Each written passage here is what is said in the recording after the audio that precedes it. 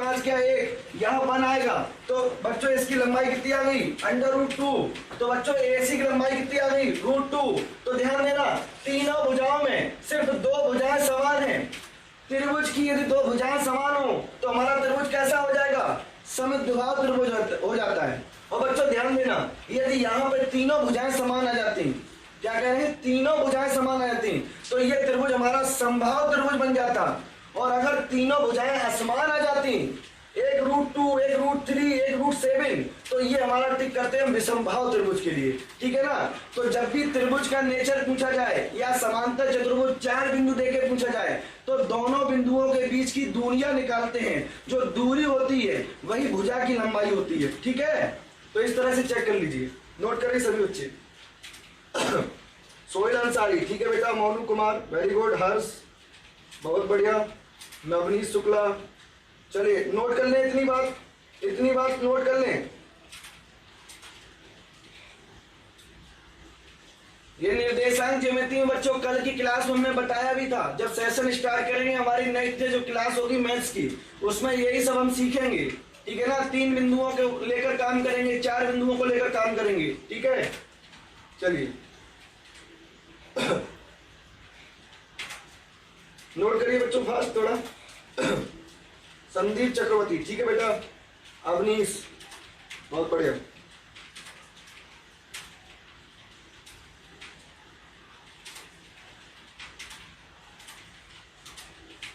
चलिए हो गया, नोट हो गया। एक बार कमेंट कर दो जल्दी से।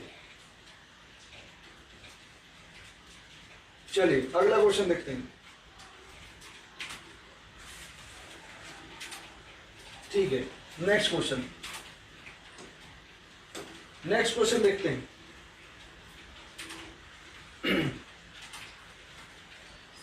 चलिए नोट कर लें सभी बच्चे जल्दी से। एक बार कमेंट करो बच्चों, नोट हो गया, ठीक है।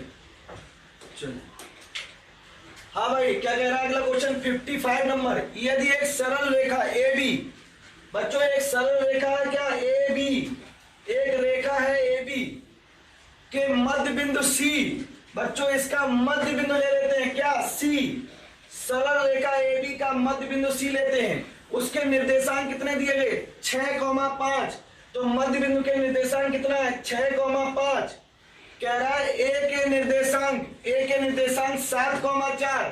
तो बच्चों इस प्रारंभिक बिंदु के निर्देशांक कितने हैं 7,4। तो कह रहा है B के निर्देशांक याद कीजिए, मान लेते हैं बच्चों B के निर्देशांक x, y है, B के निर्देशांक x, y है। अब बच्चों मध्य बिंदु का फार्मूला क्या था, मध्य बिंदु निकालने के लिए क्या करते थे बच्चों, ध्यान देना। पहला बिंदु 7 है, 7 + x/2, इससे मध्य बिंदु के बराबर होता था 6 के बराबर। इससे पहले क्वेश्चन जो आया था 53 नंबर, वही था जो मध्य बिंदु का फार्मूला हमने अभी आपको बताया था, ठीक है बच्चों। तो इसमें क्या करेंगे हम लोग 7 + x बराबर, 7 + x बराबर कितना आएगा बच्चों 12। तो x बराबर कितना आएगा 12 - 7 मतलब 5। अब बच्चों ध्यान देना y का कैसे निकालेंगे, तो बच्चों 5 बराबर लिख सकते हैं y1 + y2, मतलब बच्चों 4 + y/2। तो यहाँ पर हो जाएगा 10 बराबर 4 + y, तो y बराबर कितना हो जाएगा 10 - 4 बराबर 6। तो मध्य बिंदु के निर्देशांक बच्चों B बिंदु के निर्देशांक कितने आ गए x, y के, x, y के निर्देशांक आ गए 5,6। कितना आ गया 5,6। तो आंसर हो गया B option is right, B option is right, ठीक है। चलिए नोट करें सभी बच्चे। जी Harsh Sharma, very good, B option ही होगा।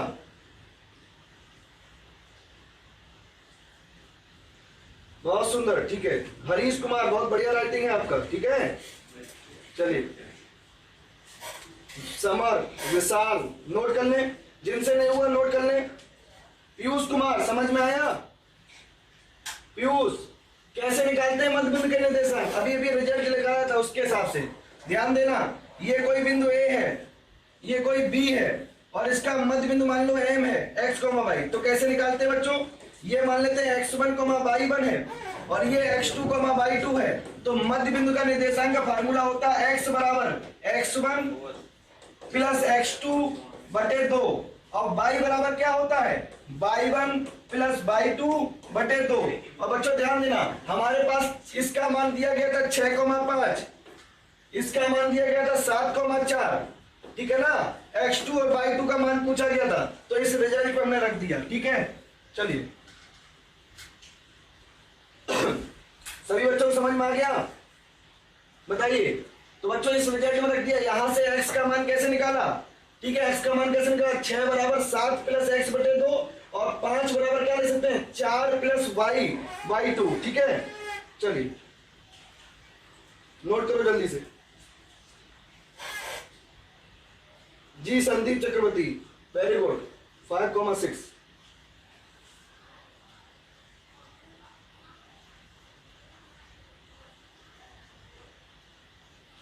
चलिए नोट करें जल्दी से, कमेंट करें, नोट हो गया। एक बार कमेंट कर दो बच्चों।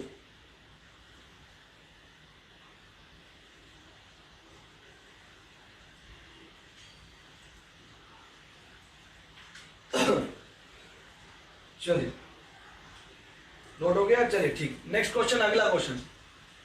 बच्चों एक किसी गोले का आयतन 36 पाई है, तो उसका बकपृष्ठ क्या होगा।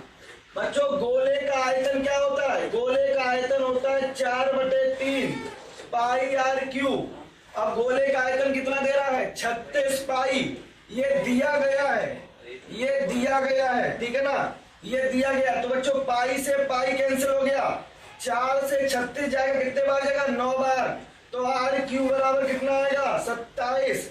तो आर बराबर कितना हो जाएगा बच्चों, 27 को लिख सकते हो 3 की घात 3, 27 को लिख सकते हो 3 की घात 3। तो आर बराबर आएगा 3, आर बराबर कितना आएगा 3, ठीक है। तो गोले का बकपृष्ठ, गोले के बकपृष्ठ का फार्मूला क्या होता है, गोले का बकपृष्ठ का फार्मूला क्या होता है, 4 पाई आर स्क्वायर। कितना होता है, 4 पाई आर स्क्वायर। आपके पास आर का मान कितना आया बेटा, 3, तो 4 गुणा पाई गुणा 9, तो यहाँ कितना आएगा 36 पाई, 36 पाई सेंटीमीटर स्क्वायर। तो आंसर कौन सा हो जाएगा, A option is right, A option सही है, ठीक है।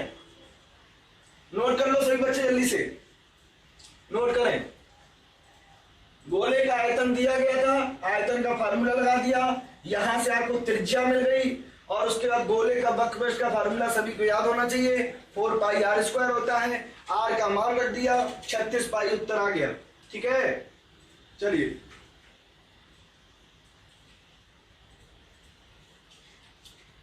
नोट कर लो जल्दी से, सभी बच्चे नोट करें जल्दी से, जिनसे नहीं हुआ वो नोट कर लें। फिर चलते हैं अगले क्वेश्चन पे, ये 56 नंबर है।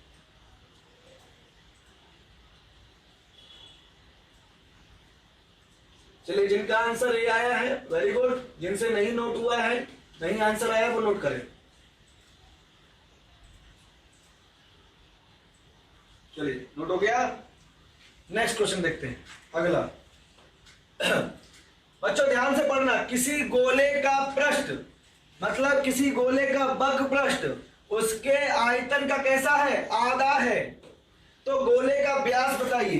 बच्चों क्वेश्चन कह रहा है गोले का बकपृष्ठ, गोले का बकपृष्ठ क्या होता है, 4 पाई आर स्क्वायर, और गोले का आयतन क्या होता है, 4/3 पाई आर क्यूब। अब ध्यान देना, गोले का पृष्ठ उसके आयतन का आधा है, गोले का पृष्ठ आयतन का आधा है। अगर बराबर करेंगे इसका मतलब गोले का आयतन दुगना है, अगर बराबर करेंगे तो गोले के बकपृष्ठ में 2 का गुणा कर देंगे। बताइए इतनी बात सभी बच्चों को समझ में आई।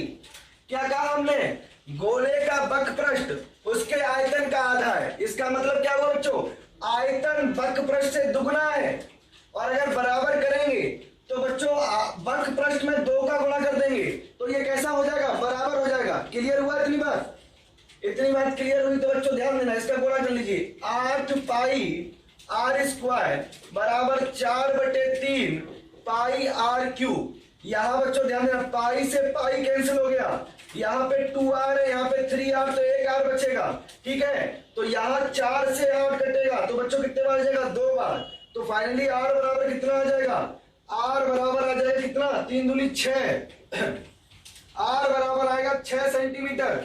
और ध्यान देना, व्यास जो होता है, डायमीटर जो होता है, त्रिज्या का दुगुना होता है। डायमीटर कैसा होता है? त्रिज्या का दुगुना होता है। तो व्यास 2r के बराबर होगा। त्रिज्या कितनी आई? 6 सेंटीमीटर। तो 2 गुणा 6 मतलब 12 सेंटीमीटर। तो व्यास कितना आ जाएगा बच्चों? 12 सेंटीमीटर। ए ऑप्शन सही हो जाएगा। नोट कर ले, ठीक है, नोट करिए जल्दी से। जिनका ये आंसर है वेरी गुड, बहुत बढ़िया, ठीक है। सिर्फ इसमें यह बात महत्वपूर्ण है, इस समीकरण को बनाना महत्वपूर्ण है। गोले का पृष्ठ उसके आयतन का आधा है। इसका मतलब क्या है? पृष्ठ में 2 का गुणा कर दो तो आयतन के बराबर हो जाएगा, ठीक है। क्योंकि आयतन जो है पृष्ठ का दुगुना है, और बराबर करोगे क्या करोगे? तो पृष्ठ में 2 का गुणा कर देंगे, ठीक है।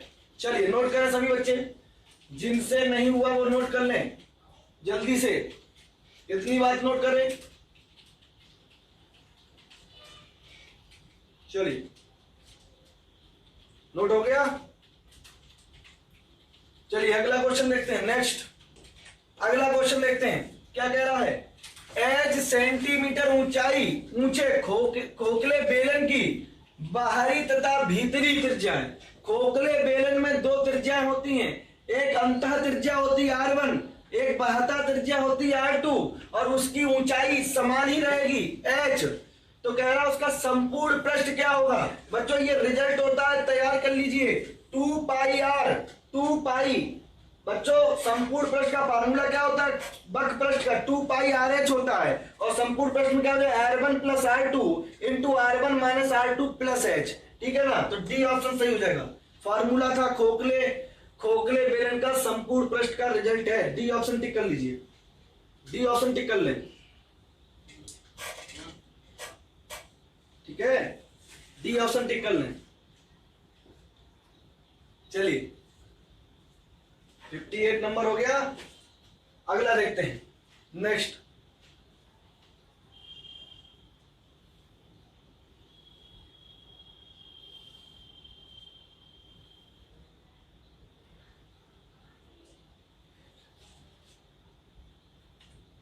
Fifty 59 number. चलिए बच्चों 59 नंबर क्या कर, एक घन की कोर मतलब क्या होता है? भुजा की लंबाई। घन की भुजा की लंबाई क्या है? घन की कोर 2a सेंटीमीटर है, तो उसका संपूर्ण पृष्ठ क्या होगा? घन का संपूर्ण पृष्ठ, घन का संपूर्ण पृष्ठ क्या होता है? घन का संपूर्ण पृष्ठ होता है 6a स्क्वायर, 6 इंटू भुजा स्क्वायर। भुजा की लंबाई कितनी दी गई है? भुजा की लंबाई दी गई बच्चों 2a, तो यहां पर 6 इंटू 2a का होल स्क्वायर कर देंगे, ठीक है ना। तो 6 इंटू कितना आएगा? 4a square. तो फाइनली हो जाएगा ये 24a स्क्वायर। घन का संपूर्ण पृष्ठ 24a स्क्वायर सेंटीमीटर स्क्वायर। तो कौन सा आंसर हो जाएगा अजी? 24 आना चाहिए इसमें, ठीक है। घन का संपूर्ण पृष्ठ होता है 6 इंटू a स्क्वायर, ठीक है। तो भुजा कितनी है? 2a है, तो यहाँ 4 हो जाएगा, 4 × 24, ठीक है। करेक्ट कर लीजिए बच्चों, ये दोनों जगह 12a स्क्वायर है। यहां पर आप कर लीजिए 24a स्क्वायर, यहां पर आप 24a स्क्वायर कर लीजिए, ठीक है। चलिए 24a स्क्वायर। घन का संपूर्ण पृष्ठ का फार्मूला याद रखिए, 6 इंटू भुजा स्क्वायर होता है, 6 इंटू भुजा स्क्वायर। अगला क्वेश्चन नेक्स्ट। बच्चों ध्यान दें, एक समांतर षटफलक के सब फलक वर्ग हो तो वह कहलाता है। बच्चों ध्यान देना, बढ़िया क्वेश्चन है। आयताकार ठोस अभी पढ़ाएंगे आपको क्लासरूम में। जो बच्चे प्रैक्टिस बैच में आप सभी जुड़े हो तो आयताकार ठोस पढ़ाएंगे। यदि बच्चों ध्यान देना, एक समांतर षटफलक क्या होता है? जिसमें 6 फेसेस होते हैं, ठीक है ना। इस तरह की कुछ आकृति बनती है, इस तरह की आकृति बनती है 3D टाइप में, ठीक है। इस तरह कोई आकृति बनती है, इस तरह की आकृति, ठीक है। तो उसमें बताया गया है, कैसे बताएंगे वो क्लासरूम पता चलेगा। आप लोग तैयार रखिएगा। यदि सभी फलक जितने भी फेसेस आते हैं, मान लीजिए घर में कोई संदूक है, संदूक के यदि सारे फेसेस समझे ना, एक सबसे टॉप होता है, एक बॉटम होता है, एक बाहरी किनारा, एक दायां किनारा, एक बायां किनारा, एक फ्रंट का भाग होता है और एक पीछे का भाग होता है। तो 6 फलक होते हैं, तो उसी को बोलते हैं षट फलक। अगर वो सब किनारे जितने फेसेस दिखाई दे रहे हैं सबके सब वर्गाकार हो जाएं, तो वर्गाकार हो जाए तो इस तरह की आकृति दिखेगी, घन बोलते हैं इसको, घन। इसको क्यूब बोलते हैं, क्या बोलते हैं, क्यूब। तो ध्यान देना, एक समांतर षटफलक के यदि सभी फलक, सभी के सभी फेसेस जितने भाग दिखते हैं 6 के 6 भाग यदि वर्ग हो जाए, मतलब वर्ग की सभी भुजाएं बराबर होती हैं, तो वो हमेशा घन बन जाता है। क्या बन जाता है, घन बन जाता है। याद रखिएगा, क्वेश्चन महत्वपूर्ण है, आप लोग गलती करने के चांस भी हो सकते हैं, लेकिन गलती नहीं करेंगे आप लोग, ये उम्मीद है, ठीक है। तो याद रखिएगा क्या बनेगा, घन बनेगा। अगला क्वेश्चन देखते हैं, घन का विकर्ण क्या होता है बताइए, निम्नलिखित ऑप्शन में से घन का विकर्ण बताना है। बच्चों ध्यान देना, पहला जो ऑप्शन है ये घन का आयतन होता है। क्या होता है, घन का आयतन भुजा क्यू होता है। ये संपूर्ण पृष्ठ होता है, क्या होता है, घन का संपूर्ण पृष्ठ 6 इंटू भुजा स्क्वायर। और बच्चों घन का विकर्ण होता है a इंटू √3, ठीक है, सी ऑप्शन इज राइट। चलिए अगला क्वेश्चन देखते हैं।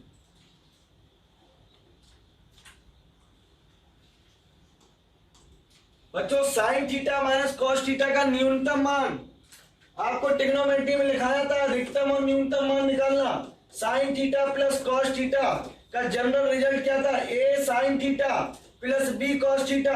अधिकतम मान अगर पूछा जाए, अधिकतम मान पूछा जाए तो साइन थीटा और कॉस थीटा का जो गुणांक होता है उसका वर्ग करके जोड़ देते हैं वर्गमूल के भीतर, ठीक है ना, a square plus b square. और न्यूनतम मान पूछा जाए, न्यूनतम मान पूछा जाए तो बच्चों जो अधिकतम मान का नेगेटिव ले लेते हैं, माइनस में ले लेते हैं, a square plus b square. अब बच्चों इस क्वेश्चन की तुलना कर लेते हैं, साइन थीटा माइनस के कॉस थीटा। अब बच्चों बताइए a बराबर कितना है 1, b बराबर कितना है 1, यहाँ पर a बराबर 1, b बराबर 1, ठीक है, b बराबर बच्चों -1 आएगा, ठीक है। तो ध्यान देना, न्यूनतम मान कितना हो जाएगा, न्यूनतम मान कितना हो जाएगा, न्यूनतम मान हो जाएगा अंडर रूट माइनस साइन के साथ a square plus b square होता है, ठीक है। तो क्या हो जाएगा minus under root 1 plus 1, square करोगे तो कोई अंतर नहीं पड़ेगा, माइनस के √2, ठीक है। तो देख कर भी बता सकते हो, तुरंत गुणांकों को देखिए, यहाँ 1 है या -1 है, तो आप डायरेक्ट न्यूनतम मान पूछा जाएगा तो माइनस में आएगा, माइनस अंडर रूट 1 प्लस 1 कितना आएगा, माइनस के √2। तो आप ऐसे भी बता सकते हो, ठीक है। और अधिकतम मान पूछा जाए तो अधिकतम मान प्लस √2 हो जाएगा, कितना हो जाएगा, प्लस √2 हो जाएगा। इस रिजल्ट से कर सकते हो, ये लिखा हुआ है, नोट कर लें सभी बच्चे, रिजल्ट को नोट कर लिया जाए, सभी बच्चे रिजल्ट को नोट कर लें, ठीक है। चलिए तो ये अपना अधिकतम मान हो गया और ये न्यूनतम मान हो गया।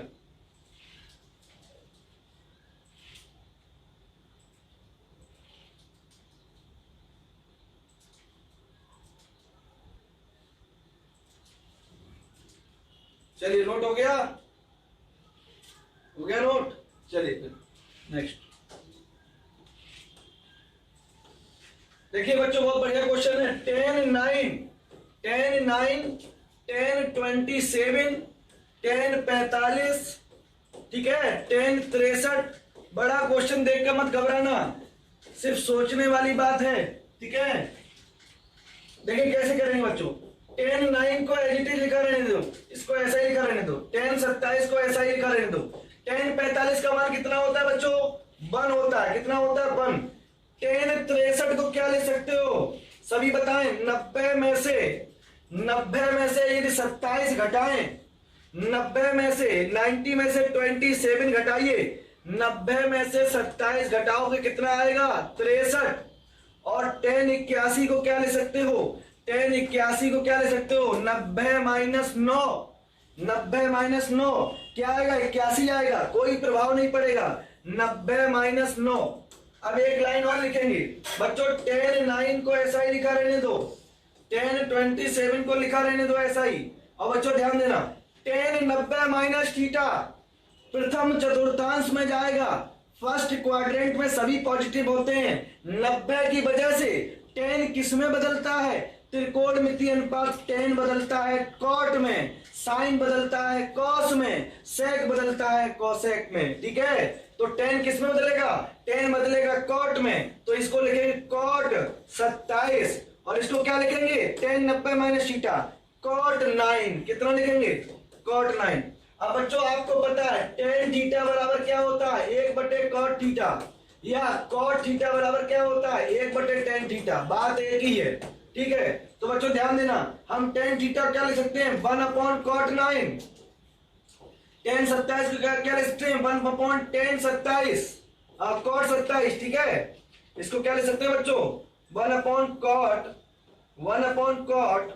27। और यहाँ पे बच्चों इसको ऐसा लिखा रहने दो, cot 27 cot 9।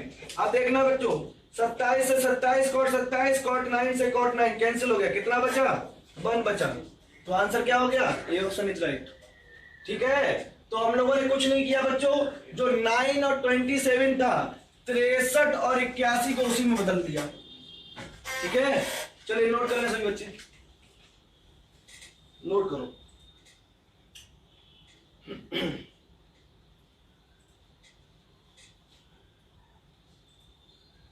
चलिए अगला क्वेश्चन देखते हैं। नेक्स्ट, हाँ भाई, tan थीटा बराबर है, कब होगा बताइए? थीटा का किस मान के लिए 1 होता है? सभी बता सकते हैं। थीटा बराबर यदि 45 लोगे तो इसका मान कितना हो जाएगा? 1 हो जाएगा। थीटा बराबर 45 लोगे तो tan 45 कितना होता है? 1 होता है। ठीक है, तो सभी नोट करें, जल्दी से टिक लगा लें। इसका ऑप्शन होगा 64 नंबर का ऑप्शन होगा डी। 64 नंबर का ऑप्शन होगा डी। अगला क्वेश्चन देखते हैं। नेक्स्ट, हाँ बच्चों, साइन थीटा बराबर a/b दिया गया है। साइन थीटा बराबर कितना दिया गया? साइन थीटा बराबर a/b। बच्चों cot थीटा निकालना है। बच्चों cot थीटा को आप लिख सकते हो cos theta upon sine theta. बच्चों साइन थीटा का तो मान हमें पता है, cos का नहीं पता। तो हमने आपको बताया था, एक आइडेंटिटी रूल बताया था, sine square theta plus cos square theta बराबर क्या होता है? 1। हमने आपसे कहा डायरेक्ट भी तैयार करना चाहिए, तो cos स्क्वायर थीटा बराबर क्या हो जाएगा? 1 माइनस साइन स्क्वायर थीटा। तो बच्चों यहां से cos थीटा बराबर क्या हो जाएगा? cos थीटा बराबर √1 माइनस साइन स्क्वायर थीटा। अब बच्चों ध्यान देना, 1 माइनस साइन थीटा का मान कितना है? a/b, तो a²/b²। तो बच्चों ये हल करो, कितना आएगा? ये हल करेंगे हम b² माइनस a²/b आ जाएगा। ठीक है, वर्गमूल के बाहर। तो cos थीटा का मान कितना है? √b² minus a²/b। और साइन थीटा का मान कितना है बच्चों? a/b। b से b कैंसिल हो गया, कितना बचा?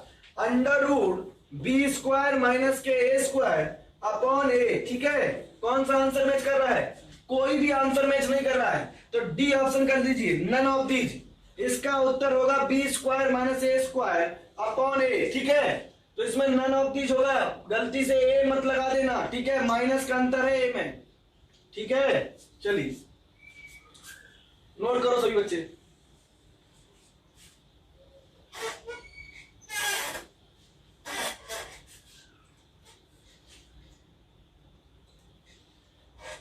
इतना नोट कर लें सभी बच्चे। साइन थीटा का मान दिया गया था, इससे क्या निकाल लिया हम लोगों ने? cos थीटा निकाल लिया, और cot थीटा लिख सकते हैं cos थीटा बटे साइन थीटा। दोनों मानों को पुट कर दिया, और दोनों मानों को पुट करने के बाद हमारा आंसर क्या आया? None of these. ठीक है, चलिए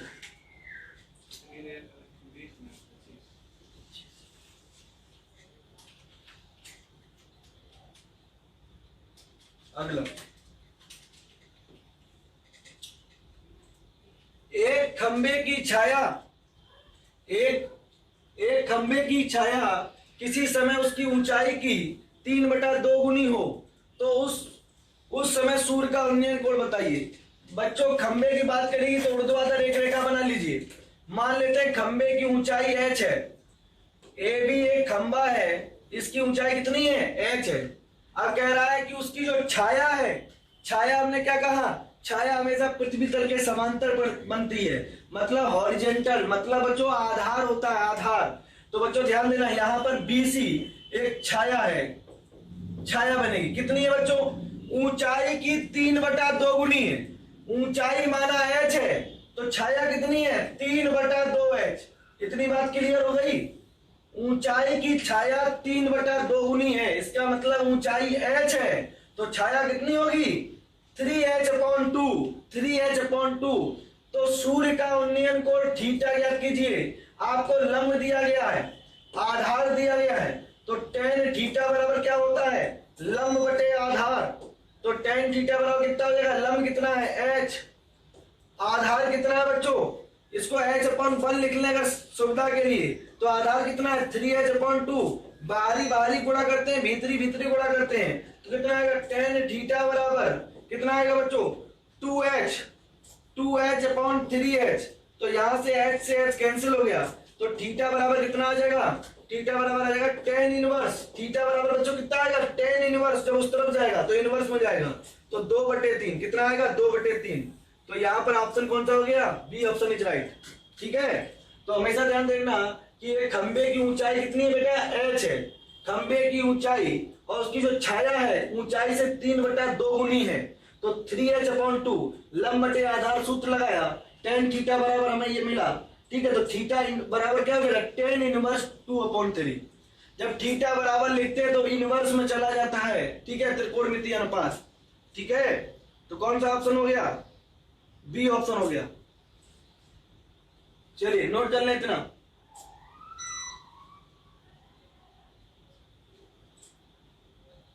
चलिए अगला क्वेश्चन देखते हैं। नेक्स्ट बच्चों ध्यान देना, 10 व्यंजन तथा 4 स्वर हैं। कितने व्यंजन हैं, 10 व्यंजन हैं। कितने हैं, 10 व्यंजन हैं और 4 स्वर हैं। कितने हैं, 4 स्वर हैं। ठीक है, 10 व्यंजनों में से कितने व्यंजन लिए जा रहे हैं, 3 व्यंजन और 2 स्वरों वाले कितने शब्द बनाए जा सकते हैं, चाहे कोई शब्द निरर्थक ही क्यों ना हो। बच्चों ये संचय का सवाल होता है कि कितने स्वर दिए गए हैं, कितने व्यंजन दिए गए हैं। बच्चों 10 व्यंजन में से 3 व्यंजन लिए जा रहे हैं, 4 स्वरों में से 2 स्वर लिए जा रहे हैं। तो बच्चों इसको संचय की फॉर्म में हम लिख सकते हैं tan C3। मतलब कितने व्यंजन हैं 10, उसमें से कितने सेलेक्ट कर रहे हैं, चयन किए गए व्यंजनों की संख्या कितनी है 3, 10 में से 3 व्यंजन ले रहे हैं। आगे 4 स्वरों में से 2 स्वर ले रहे हैं, तो बता रहा कितने शब्द बनाए जा सकते हैं। ये जितनी भी घटनाएं होती हैं इनका गुणा हो जाता है। ठीक है, आगे और भी अगर बोले आंकड़े और भी दिए जाए तो इन सब का गुणा हो जाता है। तो बच्चों ध्यान देना कुल शब्द बनाए जा सकते हैं, कुल शब्द कितने बनाए जा सकते हैं बच्चों, tan C3 into 4C2, tan C3 into 4C2। ठीक है, अब बच्चों इसको हल कर लीजिए, इसको हल करेंगे फैक्टोरियल 10 अपॉन फैक्टोरियल 3। भाई एनसीआर को कैसे लिख सकते हो, एनसीआर को ले सकते हैं एक factorial n upon factorial r into factorial n minus r। ठीक है, तो यहां ले सकते हैं फैक्टोरियल 10 में से 3 गया बच्चा, कितना बचा 7, और यहाँ फैक्टोरियल 4 अपॉन फैक्टोरियल 2 फैक्टोरियल 2। ठीक है, अब बच्चों फैक्टोरियल को ओपन करने का तरीका क्या होता है, जिनको नहीं पता वो लिख लें, n-1 n-2 dot dot dot इस तरह से लिखा जाता है। तो बच्चों 10 को कहां पे लिखेंगे, नीचे अधिकतम 7 है, तो बच्चों ध्यान देना 10 8 9। ठीक है, 10 9 उसके बाद 8 इंटू फैक्टोरियल 7 अपॉन, बच्चों ध्यान देना अब यहाँ पे कैसे ओपन करेंगे, फैक्टोरियल 3, 4 को कहां तक लिखेंगे 4 इंटू फैक्टोरियल 3, 4 इंटू फैक्टोरियल 3, और यहाँ कितना हो जाएगा 2 को 2 में लिख देंगे। ठीक है, तो बच्चों ध्यान देना यहाँ पर 7 फैक्टोरियल 7 से फैक्टोरियल 7 कैंसिल हो गया, फैक्टोरियल 3 से फैक्टोरियल 3 कैंसिल हो गया, 2 दूनी 4 और 4 ये कैंसिल हो गया। कितना बचा बच्चों, ये टोटल हमारे पास आया 720, 720। गुणा कर लीजिए 10 निम्मा 90 इंटू 8 720। ठीक है, तो ये ऑप्शन इज राइट। तो कैसे लिखेंगे बच्चों, 10 व्यंजनों में से 3 व्यंजन लिए गए, 4 स्वरों में से 2 स्वर लिए गए, तो अभिष्ट घटना कितनी हो जाएगी tan C3 इंटू 4C2। ठीक है, गुणा हो जाता है। बस नोट करें सभी बच्चे, क्वेश्चन अच्छा है, महत्वपूर्ण क्वेश्चन है। थोड़ा सा टफ भी है। चलिए नोट कर लो।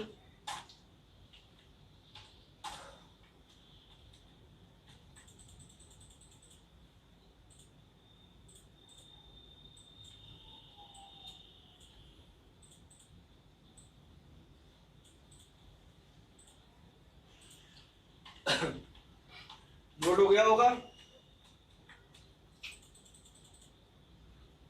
चलिए अगला क्वेश्चन। हाँ भाई नेक्स्ट क्वेश्चन देखते हैं। जब भी बच्चों दिया जाए, ध्यान देना, 10CR बराबर 10CR प्लस 4, ठीक है प्यारे बच्चों ध्यान देना। NCR को हम लिख सकते हैं NC N माइनस R, इसके बराबर होता है। पहले बात इस बात को ध्यान रखना, NCR को लिख सकते हैं NC N माइनस R। और बच्चों ध्यान देना एक और रिजल्ट होता है R बराबर, अगर N N आपस में समान हो तो R बराबर N माइनस R होता है, ठीक है ये हम बात लिख सकते हैं। अब बच्चों ध्यान देना 10CR, अब इसको क्या लिखते हैं 10C N कितना है 10 माइनस R माइनस 4, बताइए। अब बच्चों इसको हम बराबर कर लेंगे इस नियम से, तो R बराबर 10 minus R minus 4, minus R इधर आएगा कितना आएगा 2R बराबर 10 में से 4 गया 6, तो बच्चों R बराबर कितना आ गया 3, R बराबर कितना आ गया 3। तो बच्चों आपको किसका मान निकालना है 5CR का, तो R बराबर 3 है तो यहां क्या ले सकते हैं 5C3, इसको ले सकते हैं बच्चों फैक्टोरियल 5 फैक्टोरियल 3, 5 में से 3 गया 2। अब बच्चों इसका विस्तार करेंगे अधिकतम 3 बार, तो 5 4 फैक्टोरियल 3 अपॉन फैक्टोरियल 3 इंटू 2। बच्चों फैक्टोरियल 3 से फैक्टोरियल 3 कैंसिल हो गया, 4 2 से 4 2 बार जाएगा, कितना आया 10। तो रिक्वायर्ड आंसर हो गया सी, हमारा आंसर कौन सा हो गया सी। तो इस बात को नोट कर लें जो ब्रैकेट में लिखा हुआ है, NCR बराबर होता है NC N माइनस R की, ठीक है पहली बात। दूसरी बात ये R N माइनस R के बराबर होता है, और इन दोनों ही बातों का इस्तेमाल किया है हमने, ठीक है दोनों ही बातों का इस्तेमाल किया है, ठीक है। 10CR प्लस 4 को बच्चों 10 में से R माइनस 4 को घटाया है, ठीक है, और फिर हमने इनके गुणांकों को बराबर कर लिया, इनके जो सफिक्स में लिखा हुआ है, और यहां से R का मान निकल आया, इस R का मान 5CR में रख दिया। चलिए नोट करें।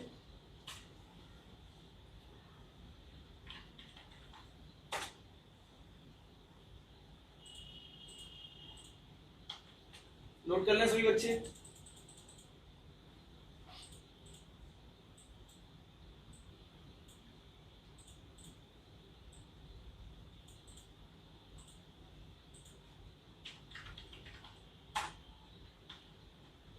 चलिए अगला क्वेश्चन देखते हैं। नेक्स्ट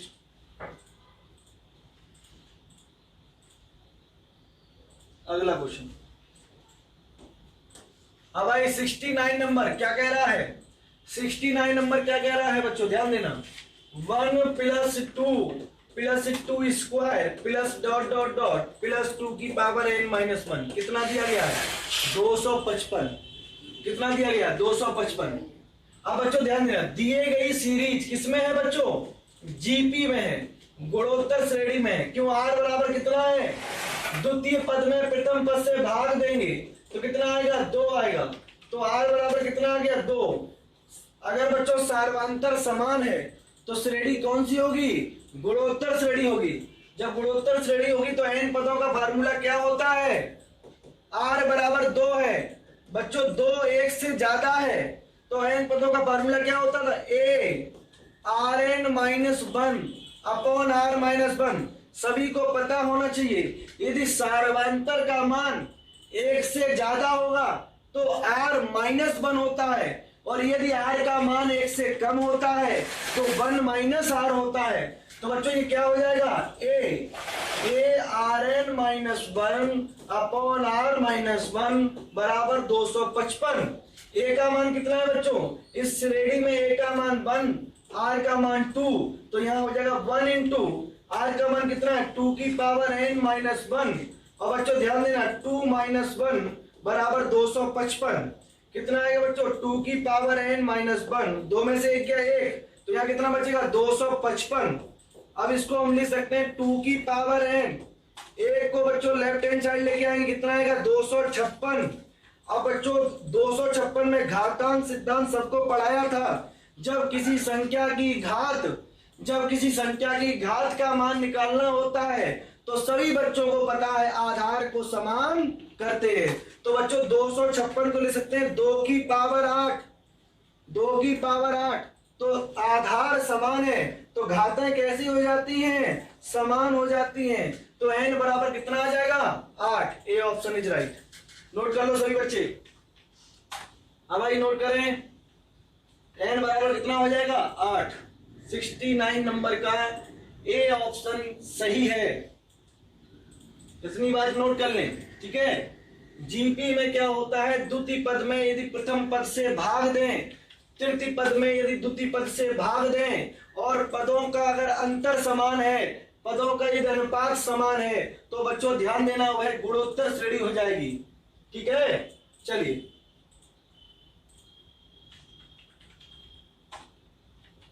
तो n बराबर 8 आ जाएगा। ए ऑप्शन सही है। नोट कर लें, जल्दी से नोट करें। नोट हो गया। चलिए अगला क्वेश्चन देखते हैं। नेक्स्ट,